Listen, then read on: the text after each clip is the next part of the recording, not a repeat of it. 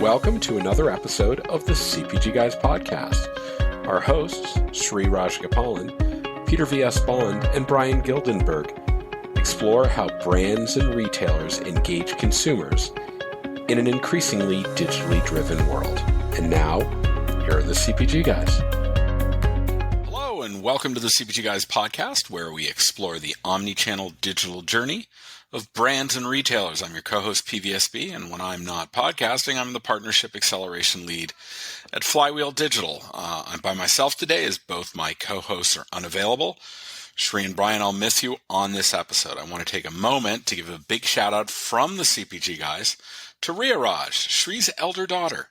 She was just named by Spotify as its Asia Pacific Heritage Month Artist of the Month, and she is featured on a giant digital billboard in Times Square, New York. In fact, Sri took a red eye the other night to New York just to take a look at the billboard himself. A very proud moment for all of us in the CPG Guys family. Way to go, Ria. Before we get to our guest, I want to remind our audience to visit cpgguys.com, where you can find links to all of our podcasts on major and minor platforms. And if you're not already doing so, please follow us on LinkedIn, where we publish new content each and every day of the week, even on the weekends. And we're also proud to be sponsors of Next Up, formerly Network of Executive Women, whose mission it is to advance all women in business and to promote gender equality in the workplace. We just recorded an episode with new Next Up CEO Lisa Baird, so that should be airing very shortly. As supporter level sponsors from Next Up, we're afforded 50 memberships, which Brian, Sri, and I are looking to allocate to female entrepreneurs or women working at companies that are not currently partnering with Next Up, so they can avail themselves of the networking resources, the educational resources. It's a really great organization. If you're interested, just send us an email at contact@cpgguys.com. The digital liner notes of this episode contain hyperlinks to our site, our LinkedIn page, and our landing page on Next Up site. And now I'll say the magic words. Let's go, CPG Guys. Today's CPG landscape is faced with challenges against accessing hyper-relevant and yet privacy-compliant consumer insights at speed to inform marketing strategies effectively. The impending recession, growth of new media channels, and slowing in population growth across core markets are playing roles in putting pressure on CPG brands to focus on short-term gains, often resulting in long-term strategies taking a big hit. We've partnered on today's episode with Game Theory, a global marketing effectiveness and foresight consultancy, which is also part of the larger WPP family of companies. Here to talk with us about how CPG brands can drive marketing effectiveness by taking a modern approach to balancing long and short-term goals is Global Head of CPG at Game Theory. Please join me in welcoming to the CPG Guys podcast, Anibal Dams. Anibal, how are you? Welcome. Thank you, Peter. I'm very well, and I gotta say, I've been following your content so closely that this feels like deja vu. It kind of does, doesn't it? Hey, thanks for joining us today. I am particularly excited to speak with you about a space in which I spent a good part of my professional career, which is really using data for growth.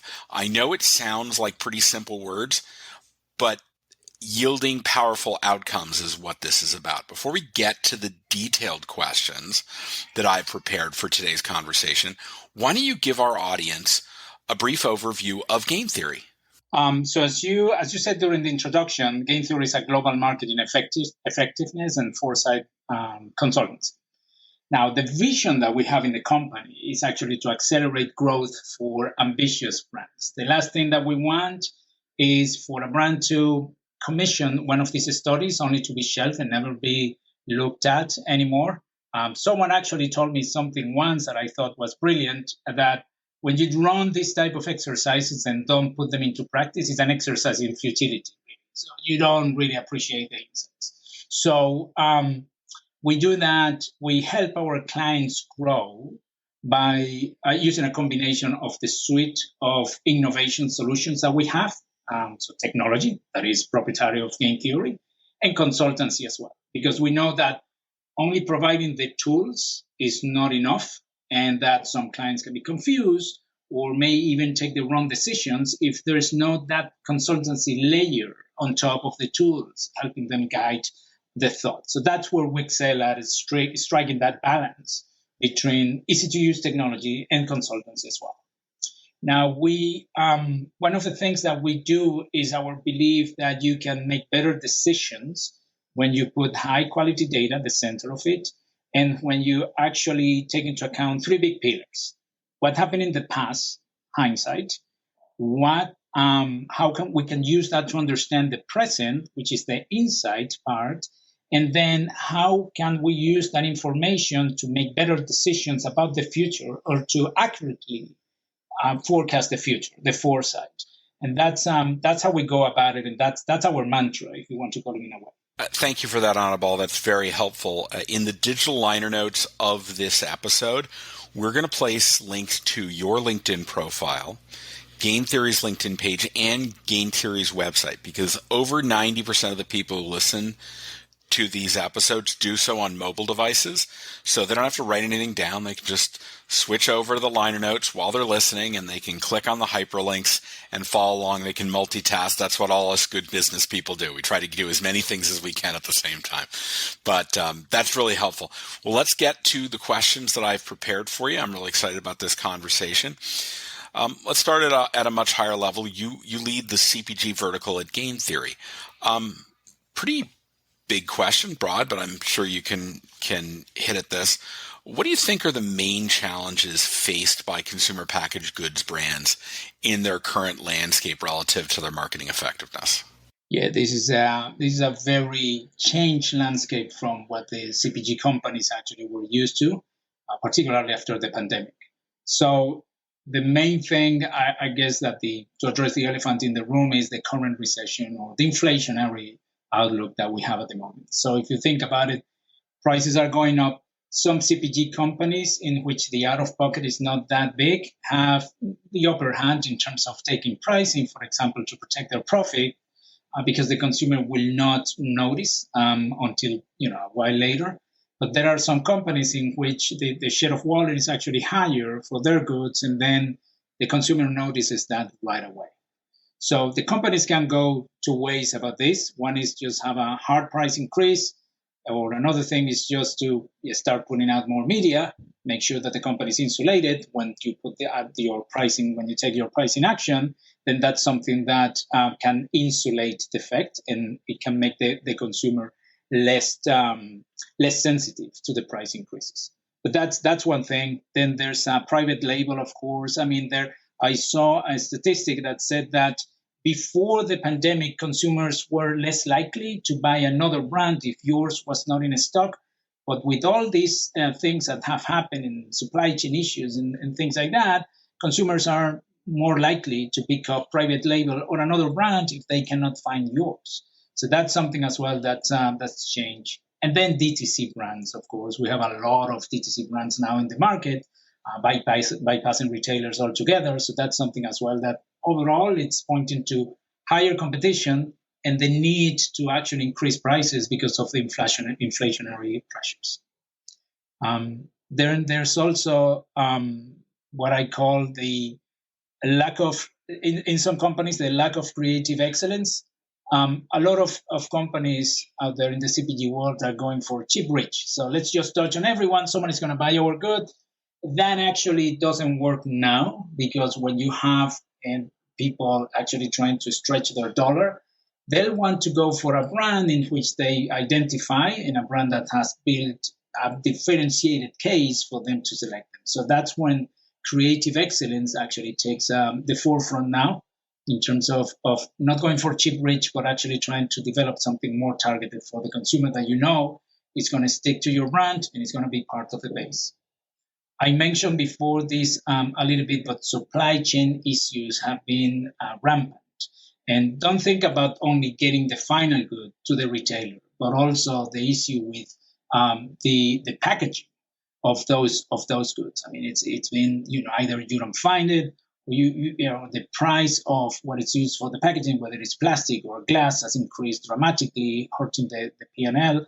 So those are some things that are headwinds for the CPG companies.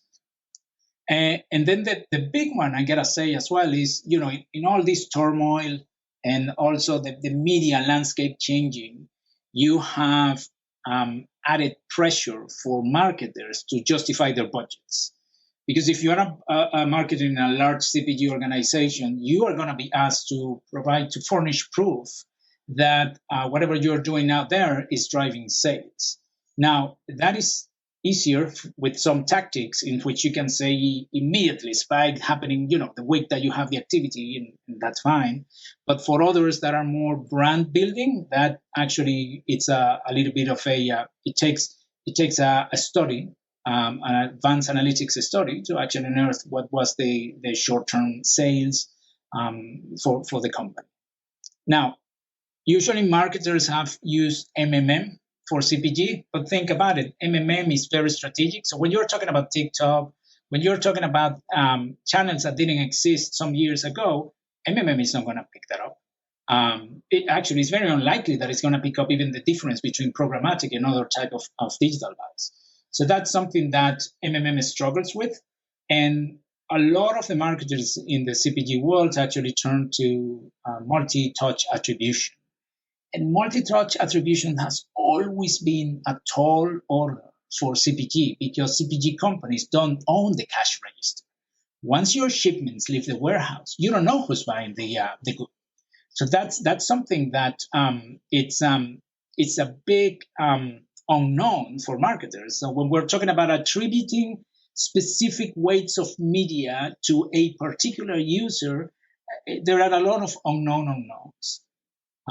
And now, not to blow our own horn, but I'll do it anyway.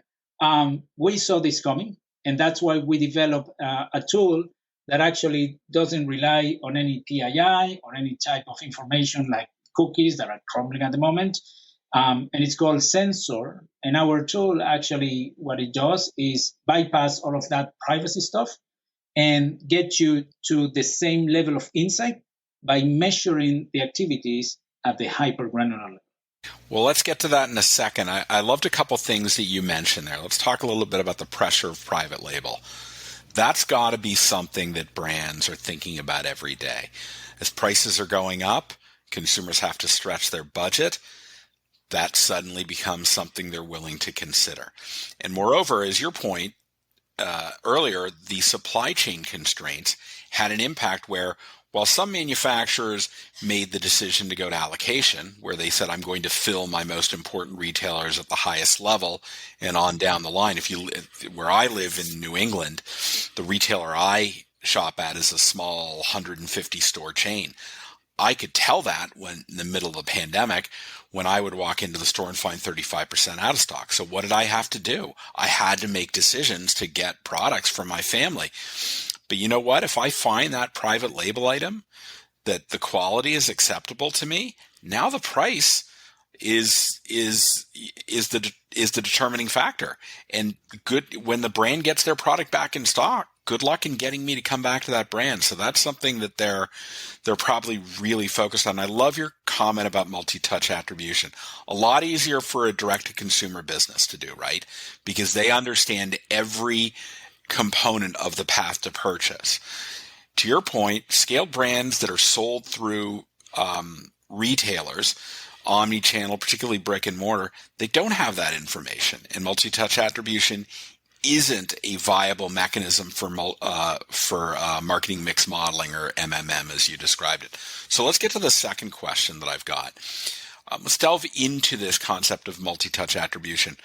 What are your recommendations for CPG brands to overcome this? And particularly as you kind of teased us with, what is Sensor really all about? I'm really kind of curious about this. So what we want to do, Peter, is when you talk about multi-touch attribution at the user level, we actually want to lose the multi-touch and keep the attribution, because you do need to know what parts of your marketing ecosystem are actually making most impact out there. So that you need to know. But the thing is the following. When marketers are laying their media plans, for example, they are not buying media for Peter.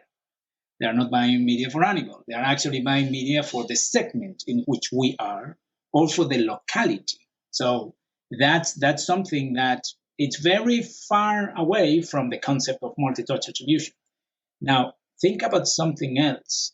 Multi-touch attribution usually deals with digital media. That's easier to match in theory. There are a lot of unknown unknowns, but it doesn't take into account linear media.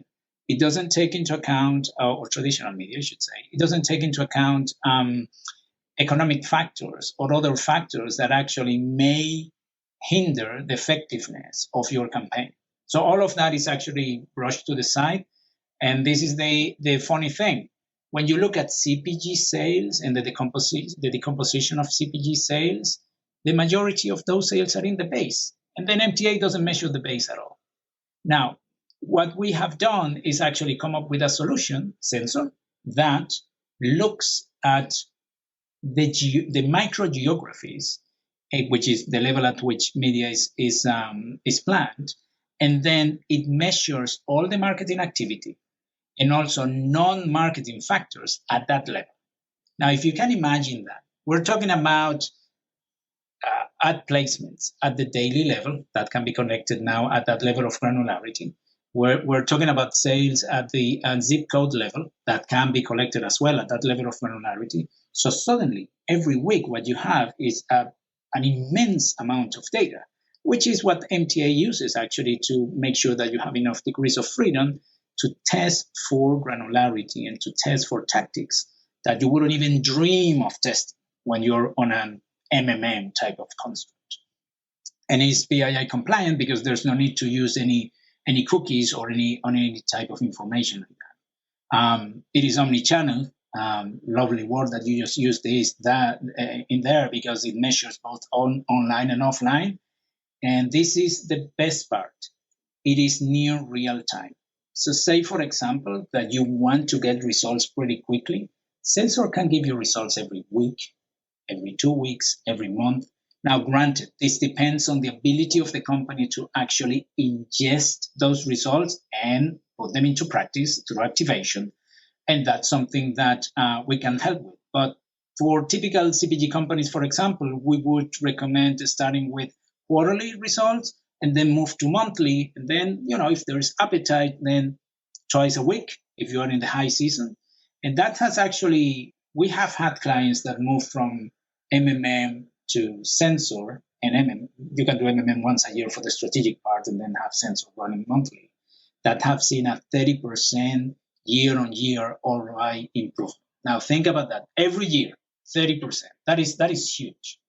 Wow, Anibal, that actually is quite impressive to be able to get that frequency of insights, to get it at a measure of granularity that is relevant for making business decisions, and to be able to do it in near real time is just phenomenal. That's a great story.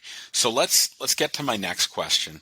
So Sensor sounds like the big arrow in your quiver. What are the other arrows you have? Like, what else do you do? I know you're not a one-trick pony. There are a lot of things that your customers come to you with, your CPG brands, that they need to help accelerate their business growth. What are the other areas that game theory focuses on? In game theory, that's a nice illustration. Then one of the arrows in the quiver. So in game theory, we have what we call an operative system, let's call it, called Game Theory Interactive. So Game Theory Interactive has different apps. One of the apps that is very popular with clients is called Scenario Planning and Optimization, SPO. And what it does is the following. I want you to think about this scenario. You are a large CPG company, global, and it's very likely that you do not have a single provider of advanced analytics, because someone is going to do the advanced analytics in Asia, someone else in Europe, the US, and then Latin America, just to give a few. So then when it comes to planning, what happens is the regions are going to follow that construct, and everyone is going to be planning using results in silos. And when it comes to aggregate that to have a global level, good luck, because it's going to take months.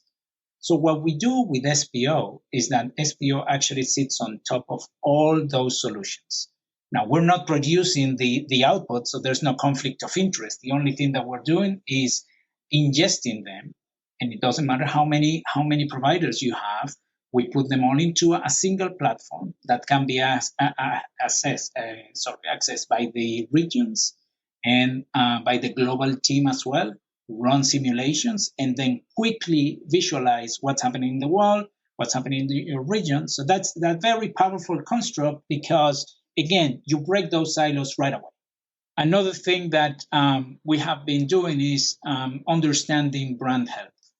Now, particularly in current times, brand health and brand equity is extremely important.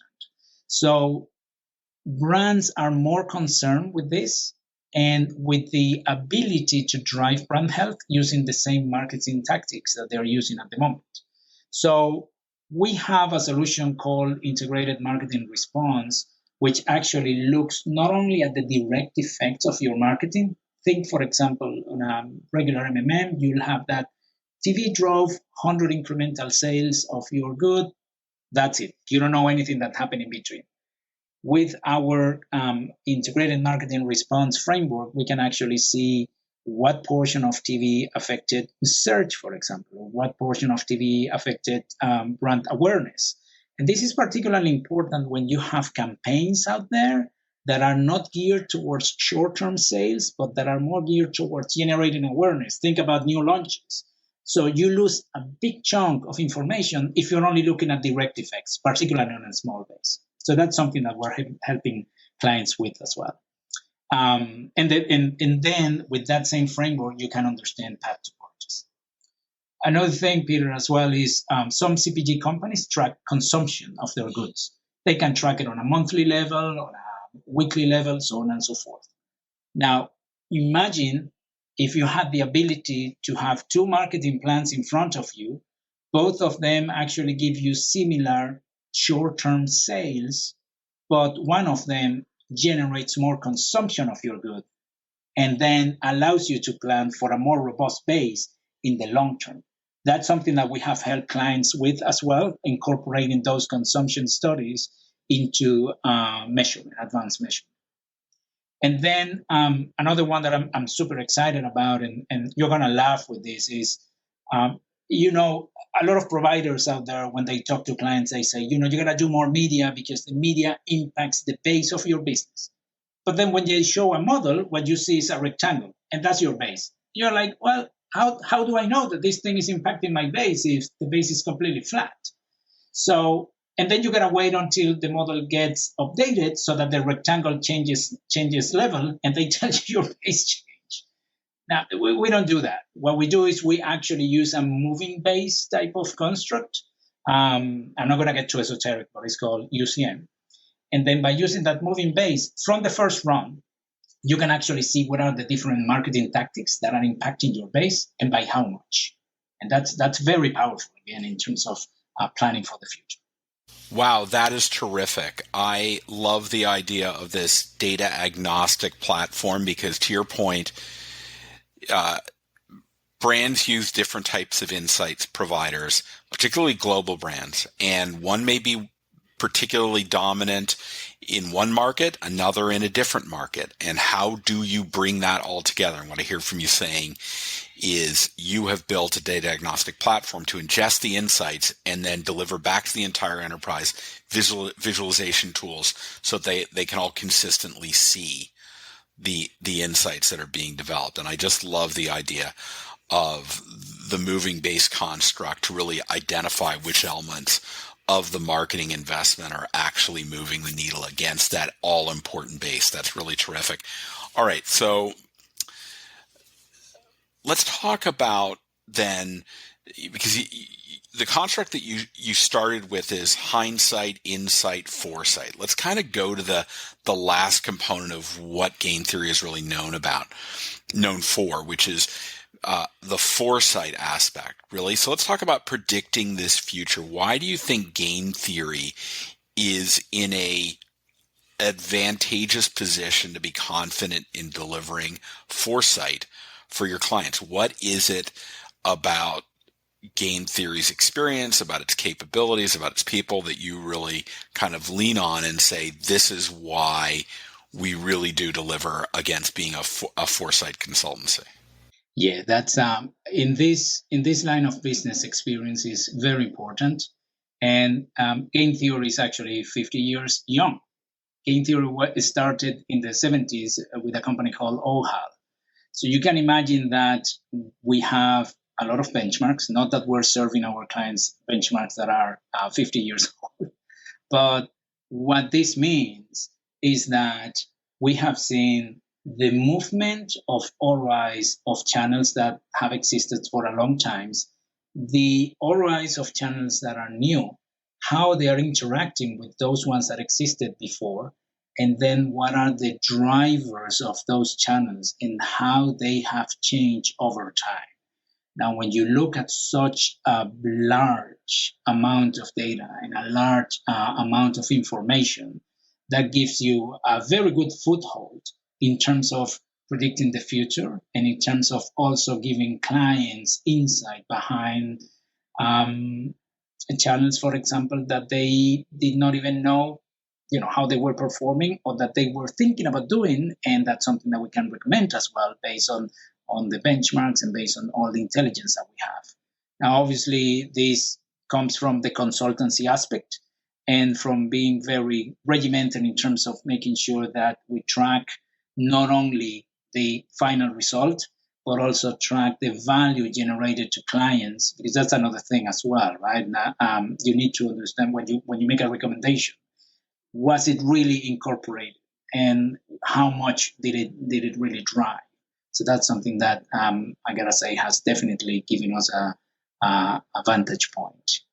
And then there's also the depth of data, because of, as you said at the very beginning, we sit within WPP that gives us access to a lot of data and a lot of intelligence from the other companies while keeping ourselves completely independent. Our P&L is completely independent. We don't belong to any media agency. We just sit within the group. And we also have partnerships with other players like Amazon, Choreograph, Google, Facebook, in which we can access data that is very granular that the clients usually don't have access to. So this is something that adds an extra layer to the foresight and to the type of forecasting that we do for our clients. And then our solutions, when we created our solutions, they were all based on make it easy to use and make it repeatable. Because if it's a one-off, you'll find trouble. You're getting yourself into trouble because that's something that you cannot repeat going forward. So we tend to invest a large size of our revenue back into research to make sure that our tools and our suite of tools actually remain easy to use and remain something that the clients can tap into, even if they decide to do in-housing, for example. They can use our ecosystem. I want to remind our audience that if you visit cpgguys.com, you can find all of our content. It's available on 40-plus platforms. You'll find links to it on the site. And if you think you and your company have some thought leadership to contribute to this ongoing discussion within our little family, why don't you drop us an email at contact@cpgguys.com or click the contact link at the top of the menu bar, the navigation bar on our site, and drop us a message, and maybe you can join us on the podcast. And while you're on our site, don't forget to click on the rating and review section. Leave us a rating and write a review. Tell us what you like, what you want to hear more of, what you want to hear less of, and that'll help us shape our conversations to fit what is important to you, and that's very important. Of course, I would be remiss if I didn't thank the 21,000 plus followers of us on LinkedIn who trust us to both educate and entertain them twice a week with all of our episodes. We're so incredibly grateful for you.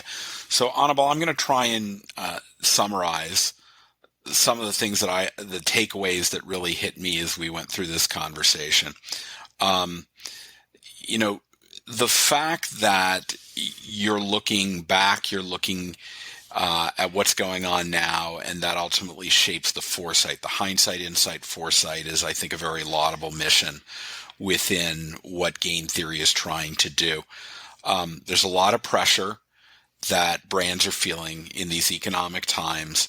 Supply chain constraints have caused the rise of the inflation has caused a rise in the market share of private label, and that can be to the detriment of national brands, because once someone has been lost to private label, and they're satisfied with the quality, it's hard to get them back. And when brands are now in this day and age, the old days of doing marketing mix modeling with just an estimate of what ultimately contributed to the sales, but not being able to put absolute numbers around it. And in this world of closed loop attribution, trying to get at accurate measurement is the only way you're going to get brands to shift their budget dollars. And it's important that they do it quickly, because there's a lot of there's degradation in traditional upper funnel media, particularly around television, because people are cutting the cord and they're moving away from that. They're moving to connected TV. So, multi-touch attribution isn't effective for CPGs selling through retail channels, right? Because it takes too long to access those insights to make a meaningful decision that can affect your business. And when you're not selling direct, if you're a DTC, it's really great because you do have that. But if you're selling through a retailer, you don't know who purchased it, and you don't know when it was purchased. And so you don't understand what is the lead time from exposure to actual conversion. And that has an impact on the attribution aspect. You built this tool called Sensor. It is completely privacy compliant. So you can still get granular. You mentioned down to the zip code level. You can look at different channels, and it's near time. And if a brand really has the capacity to ingest and make sense and activate on it, you can deliver that data on a weekly basis. You recommended most brands are probably more in the quarterly basis standpoint, but for the ones that are really sophisticated and have a team of people, you are there ready to deliver against that. I think that's really, really powerful. I also love the fact that you've built what I believe you described as like a data agnostic platform, regardless of what tools they're using in what markets. You ingest that all in, you deliver back a simple, usable visualization tool for them to be able to make decisions off of.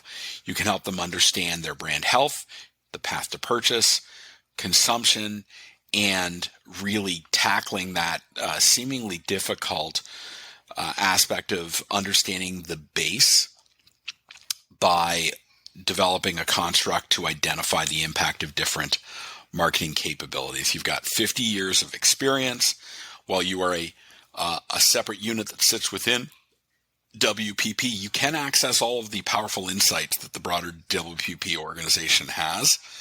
You've got some great partnerships, Amazon, Choreograph, a bunch of others.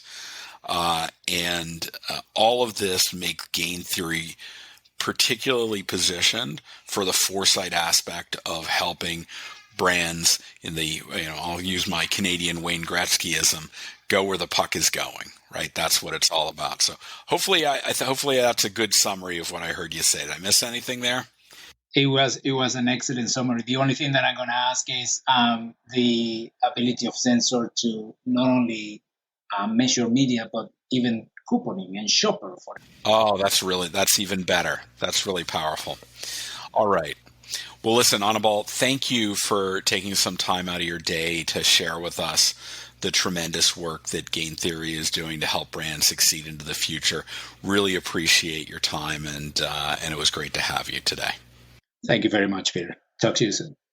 All right. Well, to our audience, I want to thank you for joining us. It was a really great conversation around insights and how brands can position themselves to understand their marketing investments more robustly, and really start to understand what's moving the lever, what's having impact.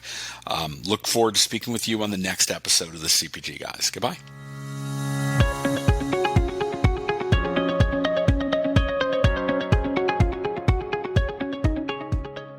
The content in this podcast episode is provided for general informational purposes only. By listening to our episode, you understand that no information contained in this episode should be construed as advice from CPG Guys LLC or the individual author, hosts, or guests, nor is it intended to be a substitute for research on any subject matter. Reference to any specific product or entity does not constitute an endorsement or recommendation by CPG Guys LLC. The views expressed by guests are their own, and their appearance on the program does not imply an endorsement of them or any entity they represent. The views expressed by CPG Guys LLC do not represent the views of their employers or the entity they represent. CPG Guys LLC expressly disclaims any and all liability or responsibility for any direct, indirect, incidental, special, consequential, or other damages arising out of any individual's use of, reference to, or inability to use this podcast or the information we present in this podcast.